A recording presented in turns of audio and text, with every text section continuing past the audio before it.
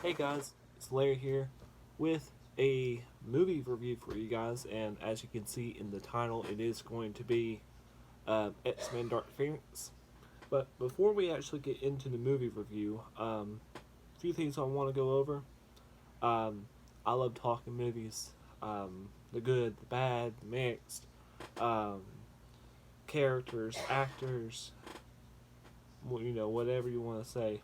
I love talking movies. If you do too, and if you do as well, you might want to think about hitting that like and subscribe button on the video. It is very much appreciated. Without further ado, let's get into this review. Now, I went and I actually watched the movie just a couple days ago, um, and um, wasn't wasn't too impressed. I wasn't really too impressed with it.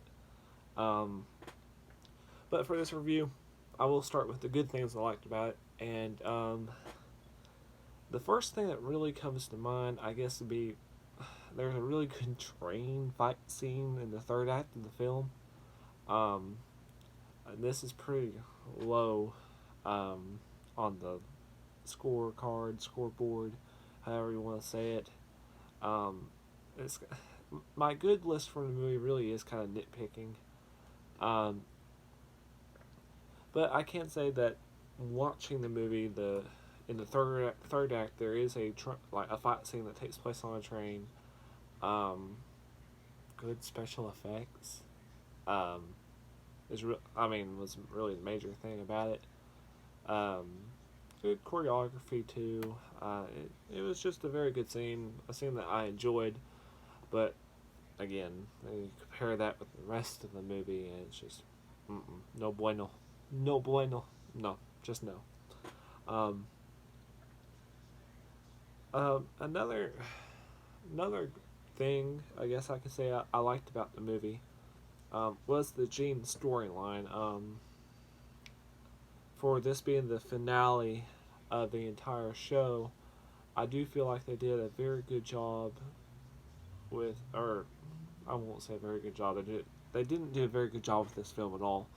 Um, but I do think it was a good idea to finalize everything um, the way that they did with like the Jean storyline. It's kind of like the same thing that the original three did. That X-Men 3, I forget what, The Last Stand. Yeah, it's called The Last Stand.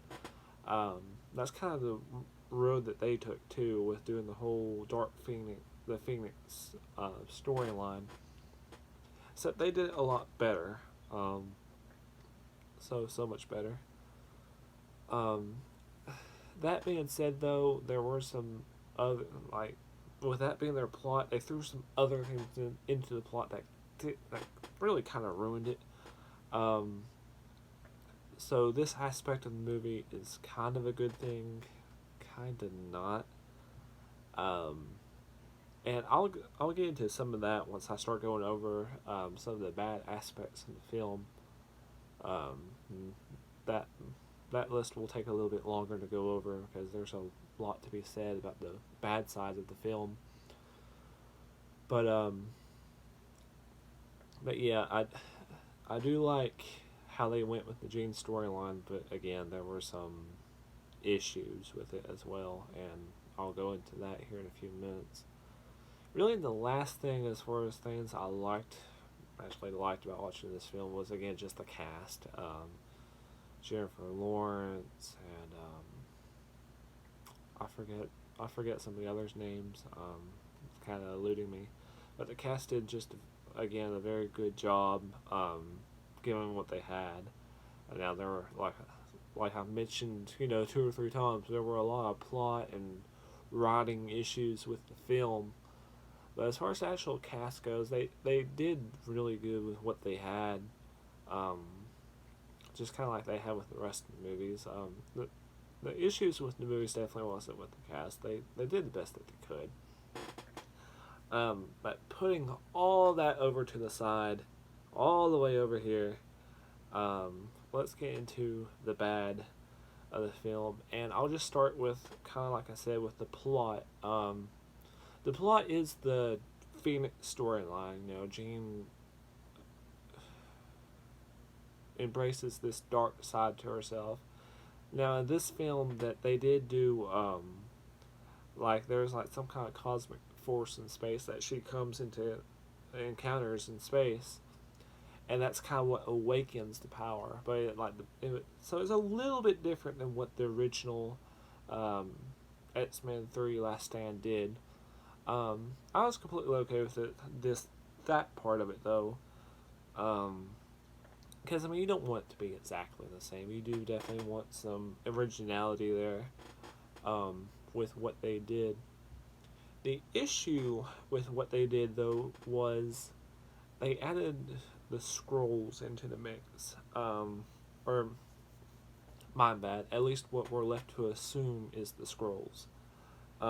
Because the movie never, at any point in the movie, it does not go and clarify who this race of people are. We just know that they are a alien race. They're green. They're shapeshifters, and they've come to take over Earth. And they want the power that Jean possesses in order to do it. But not once during the entire film does it go and clarify who exactly they are. Now, me being a huge Marvel fan, I can go to infer that it's the Skrulls. Green shapeshifter. It's the scroll. It's the Skrulls. But there's no characterization with their characters though. They're just kind of here. There's no backstory to them. There's nothing like that. They're just here, and I didn't like them being in the film. Period. I didn't see any need for them to be in the film. But if you're going to throw them into the film, first you have to at least tell us who they are, and give them a little bit of color, give them a little bit of flavor. The film doesn't really do that. It just kind of throws them in there. Here they are. We need to stop them. Stuff like that. But like I said, they shouldn't have even included the Skrulls into the film at all. So that's like really the major thing that comes to mind when I'm thinking about the bad aspects in this film. Something else I didn't really like about the film was Xavier's character is written to be very unlikable. Now, it's not an actor. It's not an actor at all. It's how the character is written. He's written basically the same way he is in Last Stand. He's written as, in the past, he wanted to save Jean by making her forget some of the things that happened in her past to protect her. And so they went the same road with it. But see, Last Stand managed to write this in and make this a part of their plot while still making Xavier a likable character. But Dark Phoenix, the way that they write it and the way they portray his character throughout the film, he's very unlikable. He's very arrogant. He doesn't want to admit that he's wrong, which he didn't want to do that in the third film too. But again, he was still written to be somewhat of a still very likable character, which is what you want for Professor X in your X-Men movies. But he's just not written very likable at all. He's just very, like I said, very arrogant. And his character is portrayed to be very wise. His character is not very wise in this film at all. And I just had a lot of issues with how they portrayed his character in this film. I think his character could have definitely been written a lot better than he was, but still, I still give kudos to the actor. He did what he could with what was written for him. Just very, very poorly written. Now, this next thing is going to be a bit of a spoiler. So if you haven't watched the film yet and you don't want to know some of the spoilers, I kind of recommend that you go ahead and you turn this video off now, because this next part is going to be a little bit of a spoiler. Um, and it's something that I didn't really care too much about the film. So, right now, it'll be your time to go ahead and turn this video off, because I'm about to go right on into it. So, in the second act of the film, there is a fight scene with Jean where they've come to try to convince her to come back home. Of course, it doesn't really go their way, and kind of yada yada yada. There's a Quicksilver trying, running up the wooden planks to get to her, and she just kind of drops them. This fight scene's pretty good too. It's not bad. Nothing really wrong with it. The only nothing wrong with it until the end, which is what we're getting at, where they do kill off the character of Raven or Mystique. So there it is. If you've seen it, you already know this happens. If you haven't, Raven does, or Jennifer Lawrence's character as Raven does get killed. And my issue with this is I don't really understand why they did it. This movie is meant to be more of a it's supposed to be their finale, as far as X-Men films go, and the original three all have Mystique in them, so I don't understand how that works, because this movie is still set in the past, before your original three happened. And so there's that aspect of it that it no longer makes sense, as to why Mystique has been killed off. Now, there was an article that kind of explained it, and the reason that they did go and kill the character of Raven off is because Jennifer Lawrence was just kind of done with the role. She didn't want to do it no more, so she requested her character be killed off. I don't agree with this. You didn't have to kill her off. It's not like Jennifer Lawrence was the Hugh Jackman Wolverine, somebody that just was the only person that could do the role, because I'm sorry, nobody else can play Wolverine except Hugh Jackman. He's just that good. Little kudos to him, I'll put in this film, even though he's not in this film. Which I kind of wish he was. That would have been a good touch, I think. Take the scrolls out, put in Hugh Jackman's Wolverine, fixed. Just joking, by the way. But getting back on track. All they really would have needed to do is just change the actress. Jennifer Lawrence does an amazing job, but it still could have been played by somebody else, and the films would have been okay.